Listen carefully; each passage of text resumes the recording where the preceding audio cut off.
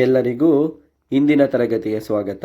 ಇಂದಿನ ತರಗತಿಯ ಮೊದಲನೇ ಕ್ವಶನ್ ನೋಡೋದಾದರೆ, ಸರಿಯಾಗಿ ಕೆಲಸ ಮಾಡುವುದನ್ನು ತಡೆಯುವ ಕಂಪ್ಯೂಟರ್ ಪ್ರೋಗ್ರಾಮಲ್ಲಿನ ದೋಷವನ್ನು ಡ್ಯಾಶ್ ಎಂದು ಕರೆಯಲಾಗುತ್ತದೆ. ಸರಿಯಾಗಿ ಕೆಲಸ ಮಾಡುವುದನ್ನು ತಡೆಯುವ ಕಂಪ್ಯೂಟರ್ ಪ್ರೋಗ್ರಾಮಲ್ಲಿನ ದೋಷವನ್ನು ಬಗ್ ಎಂದು ಕರೆಯಲಾಗುತ್ತದೆ ಅಂತ ಹೇಳ್ಬೋದಾಗಿದೆ.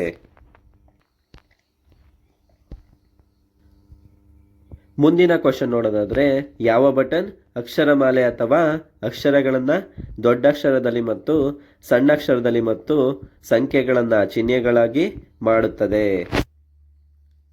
ಶಿಫ್ಟ್ ಬಟನ್ ಅಕ್ಷರಮಾಲೆಗಳನ್ನು ದೊಡ್ಡಕ್ಷರದಲ್ಲಿ, ಸಣ್ಣಕ್ಷರದಲ್ಲಿ ಮತ್ತು ಸಂಖ್ಯೆಗಳನ್ನು ಚಿಹ್ನೆಗಳನ್ನಾಗಿ ಮಾಡುತ್ತದೆ ಅಂತ ಹೇಳ್ಬೋದಾಗಿದೆ.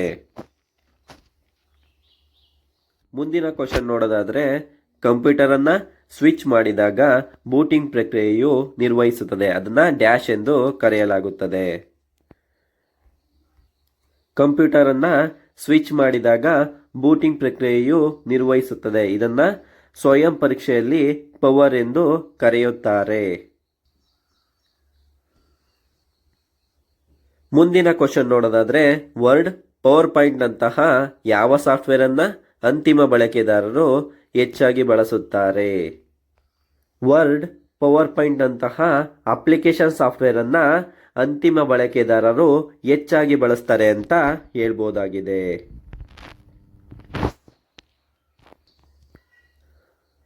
ಮುಂದಿನ ಕ್ವಶನ್ ನೋಡೋದಾದರೆ, ಪ್ರಿಂಟರ್ನ ಔಟ್ಪುಟ್ ಗುಣಮಟ್ಟದ ಮಾಪನದ ಘಟಕ ಅಂತ ಕೊಟ್ಟಿದ್ದಾರೆ.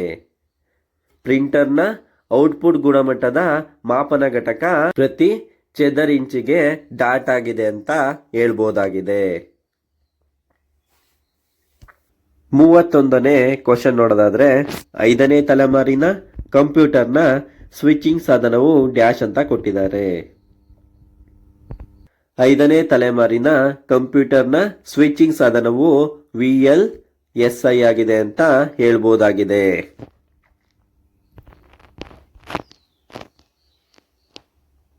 32ನೇ ಕ್ವಶನ್ ನೋಡೋದಾದ್ರೆ, ಡ್ಯಾಶ್ ವೇಗವನ್ನು ಅಳೆಯಲು ಘಟಕ KIPS ಅನ್ನು ಬಳಸಲಾಗುತ್ತದೆ. ಪ್ರೊಸೆಸರ್ ವೇಗವನ್ನು ಅಳೆಯಲು ಘಟಕ KIPS ಅನ್ನು ಬಳಸಲಾಗುತ್ತದೆ ಅಂತ ಹೇಳ್ಬೋದಾಗಿದೆ.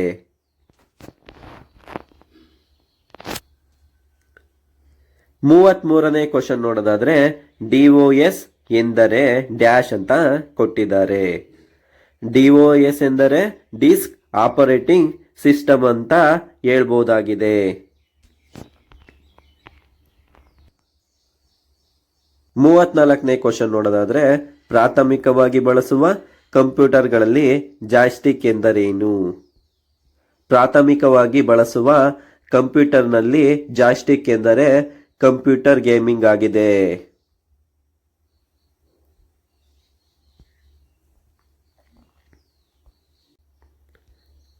35ನೇ ಕ್ವಶನ್ ನೋಡೋದಾದ್ರೆ, 1999ರಲ್ಲಿ ಮೆಲಿಸಾ ವೈರಸ್ ಎಂದು ವ್ಯಾಪಕವಾಗಿ ಪ್ರಚಾರವಾದ ವೈರಸ್ ಯಾವುದು ಅಂತ ಇದೆ.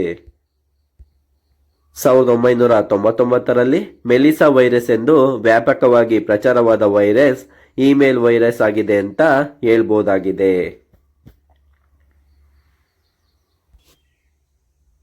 36ನೇ ಕ್ವಶನ್ ನೋಡೋದಾದ್ರೆ, ಕಂಪ್ಯೂಟರನ್ನು ರಿಬೂಟ್ ಮಾಡಲು ಈ ಕೆಳಗಿನ ಯಾವ ಆಜ್ಞೆಗಳನ್ನು ನೀಡಲಾಗಿದೆ?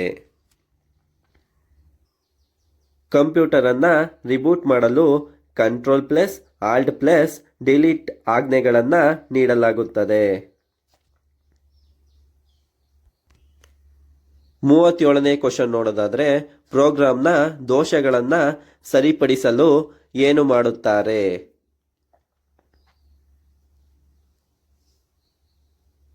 ಪ್ರೋಗ್ರಾಂನ ದೋಷಗಳನ್ನು ಸರಿಪಡಿಸಲು ಡಿಬಗ್ ಮಾಡಲಾಗುತ್ತದೆ ಅಂತ ಹೇಳ್ಬೋದಾಗಿದೆ.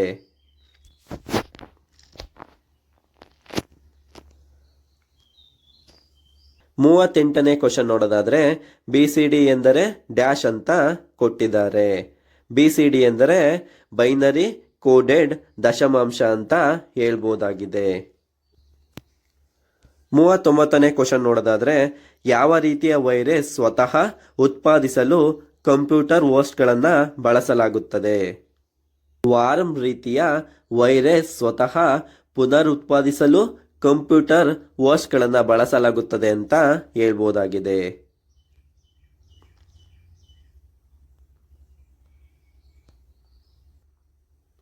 40ನೇ ಕ್ವಶನ್ ನೋಡೋದಾದ್ರೆ SMTP, FTP ಮತ್ತು DNS ಡ್ಯಾಶ್ ಲೇಯರ್ನ ಅಪ್ಲಿಕೇಶನ್ಗಳು. SMTP, FTP ಮತ್ತು DNS ಅಪ್ಲಿಕೇಶನ್ಗಳು ಲೇಯರ್ನ ಅಪ್ಲಿಕೇಶನ್ಗಳು ಅಂತ ಹೇಳ್ಬೋದಾಗಿದೆ. 41ನೇ ಕ್ವಶನ್ ನೋಡೋದಾದ್ರೆ ಸಂಪೂರ್ಣ ಡಾಕ್ಯುಮೆಂಟ್ ಅನ್ನ ಆಯ್ಕೆ ಮಾಡಲು ಯಾವ ಆಜ್ಞೆಯನ್ನ ಬಳಸಲಾಗುತ್ತದೆ? Ctrl+A ಅನ್ನ ಸಂಪೂರ್ಣ ಡಾಕ್ಯುಮೆಂಟ್ ಅನ್ನ ಆಯ್ಕೆ ಮಾಡಲು ಆಜ್ಞೆಯನ್ನ ಬಳಸಲಾಗುತ್ತದೆ ಅಂತ ಹೇಳ್ಬೋದಾಗಿದೆ. 42ನೇ ಕ್ವಶನ್ ನೋಡೋದಾದ್ರೆ ಕೋಬಲ್ ಎಂಬುದು ಡ್ಯಾಶ್ ಎಂಬುದರ ಸಂಕ್ಷಿಪ್ತ ರೂಪವಾಗಿದೆ. ಕೋಬಲ್ ಎಂಬುದು ಸಾಮಾನ್ಯ ವ್ಯವಹಾರ ಆಧಾರಿತ ಭಾಷೆಯ ಸಂಕ್ಷಿಪ್ತ ರೂಪವಾಗಿದೆ.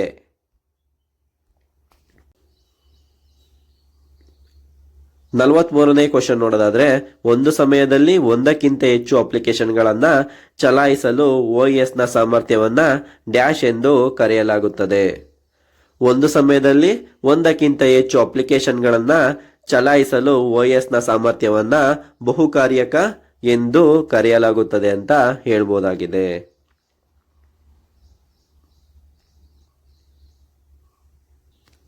44ನೇ ಕ್ವಶನ್ ನೋಡೋದಾದ್ರೆ ಸೇವ್ ಆಸ್ ಬಾಕ್ಸ್ ಅನ್ನ ಪ್ರದರ್ಶಿಸಲು ಕ್ರಿಯಾತ್ಮಕ ಕೀ ಯಾವುದು? ಸೇವ್ ಆಸ್ ಬಾಕ್ಸ್ ಅನ್ನ ಪ್ರದರ್ಶಿಸಲು F12 ಕ್ರಿಯಾತ್ಮಕ ಕೀ ಆಗಿದೆ ಅಂತ ಹೇಳ್ಬೋದಾಗಿದೆ.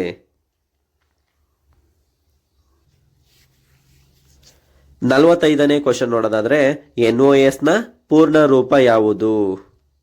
NOSನ ಪೂರ್ಣ ರೂಪ ನೆಟ್ವರ್ಕಿಂಗ್ ಆಪರೇಟಿಂಗ್ ಸಿಸ್ಟಮ್ ಅಂತ ಹೇಳ್ಬೋದಾಗಿದೆ. 46ನೇ ಕ್ವಶನ್ ನೋಡೋದಾದ್ರೆ ಸೂಚನೆಗಳನ್ನ ಸುಲಭವಾಗಿ ಅರ್ಥ ಮಾಡಿಕೊಳ್ಳುವುದನ್ನ ಡ್ಯಾಶ್ ಎಂದು ಹೇಳಲಾಗುತ್ತದೆ. ಸೂಚನೆಗಳನ್ನ ಸುಲಭವಾಗಿ ಅರ್ಥ ಮಾಡಿಕೊಳ್ಳುವುದನ್ನ ಅನಲಾಗ್ ಡೇಟಾ ಎಂದು ಹೇಳಲಾಗುತ್ತದೆ. 47ನೇ ಕ್ವಶನ್ ನೋಡೋದಾದ್ರೆ ಮೋಡೆಮ್ ಅನ್ನ ಡ್ಯಾಶ್ಗೆ ಸಂಪರ್ಕಿಸಲಾಗಿದೆ. ಮೋಡೆಮ್ ಅನ್ನ ದೂರವಾಣಿ ಮಾರ್ಗಕ್ಕೆ ಸಂಪರ್ಕಿಸಲಾಗಿದೆ ಅಂತ ಹೇಳ್ಬೋದಾಗಿದೆ. 48ನೇ ಕ್ವಶನ್ ನೋಡೋದಾದ್ರೆ ಮಾನಿಟರ್ನ ರಿಫ್ರೆಶ್ ದರವನ್ನ ಡ್ಯಾಶ್ ನಿಂದ ಅಳೆಯಲಾಗುತ್ತದೆ.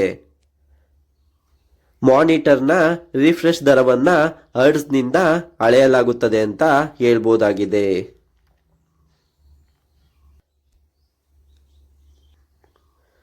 49ನೇ ಕ್ವಶನ್ ನೋಡೋದಾದ್ರೆ ಮೊದಲ ತಲೆಮಾರಿನ ಕಂಪ್ಯೂಟರ್ನ ಮುಖ್ಯ ಅಂಶ ಯಾವುದು?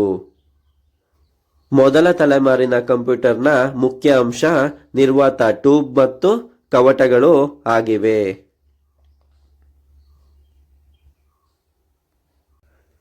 50ನೇ ಕ್ವಶನ್ ನೋಡೋದಾದ್ರೆ ಕಂಪ್ಯೂಟರ್ ಮೌಸ್ನ ಪಿತಾಮಹ ಯಾರು?